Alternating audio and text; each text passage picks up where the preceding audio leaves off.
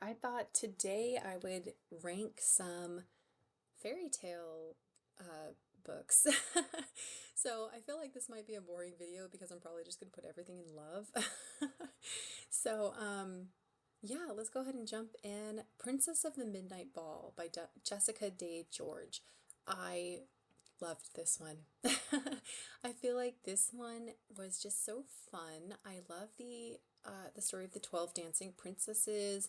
I thought what she did with it was beautiful, so I really loved it. I read at least one of the sequels and I enjoyed it, but I feel like that first book especially was really good.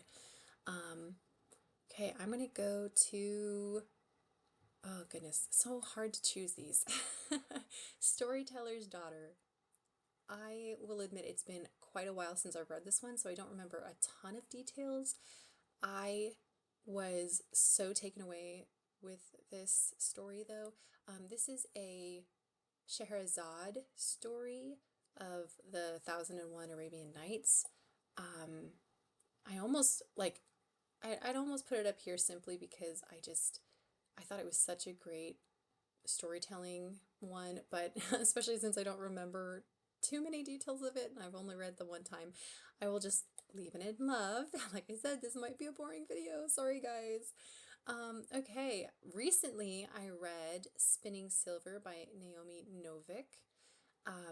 This one, they actually had a whole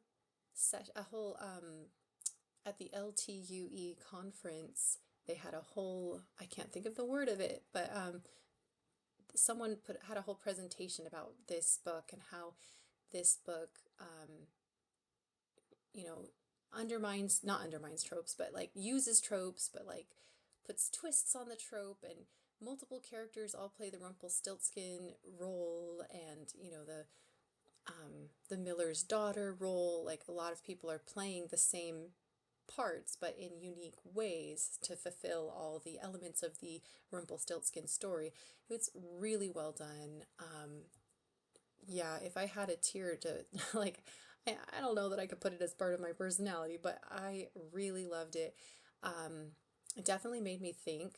So maybe I'll put it in made me think because, like, I feel like the Storyteller's Daughter one also kind of maybe made me think a little bit, but this one was like really thought-provoking.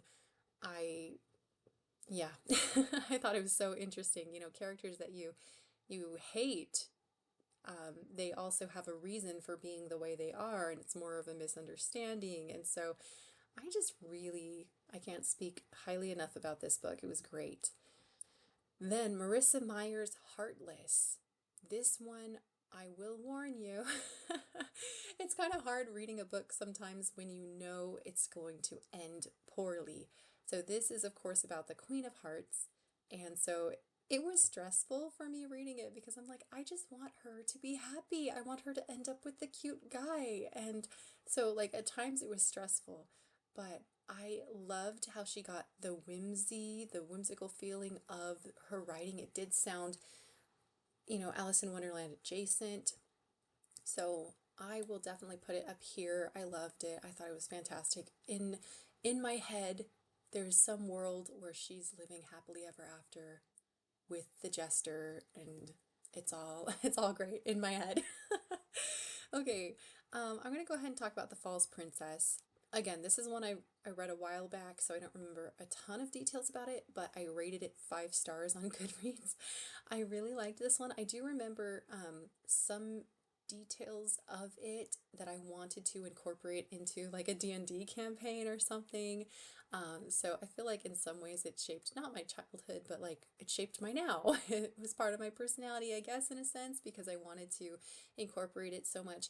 But I'm like, I'm going to be boring and put it in love. Maybe made me think because it made me, oh yeah, I'll put it here because it made me think about how could I incorporate this into my own story or into a Dungeons and Dragons campaign. So I'll put it right there next to Spinning Silver. And Stepsister, again, this is another one like The False Princess where I rated it 5 stars. I loved it. It definitely made me think.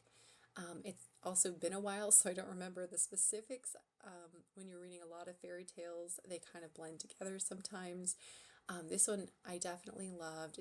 I know it made me think because it was from the stepsister's perspective. So I thought it was really an interesting take on the stepsister. Anyway, moving on. We're gonna do Stardust.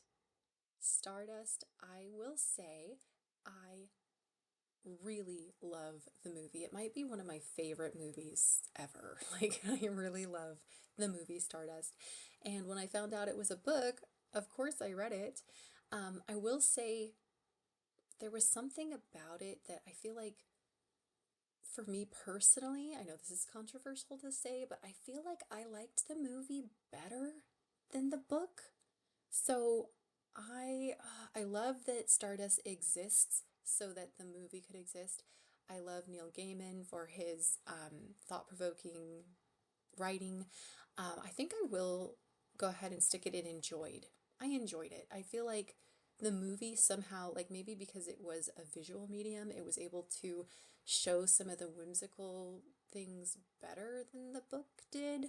But I do love that it exists so that we could get the movie. But yeah, this is one of those few times where I actually do prefer the movie to the book. And then, oh, interesting. Here we have The Princess Bride. This is one of the other times where I do prefer the movie to the book. Um, but I still really do love the book. When I first read it, I was a little bit like, oh, it's not the movie. It's not quite as good. But I feel like it does things well in other ways. I'll go ahead and put it in love. I think, it's still a really, there are things about this that I love that are not in the movie. And so I'm going to go ahead and put it there in love. Anyway, these are my fairy tale-ish books. Maybe I'll do another one and put some more fairy tale books I've read in there. All right. Have a great day.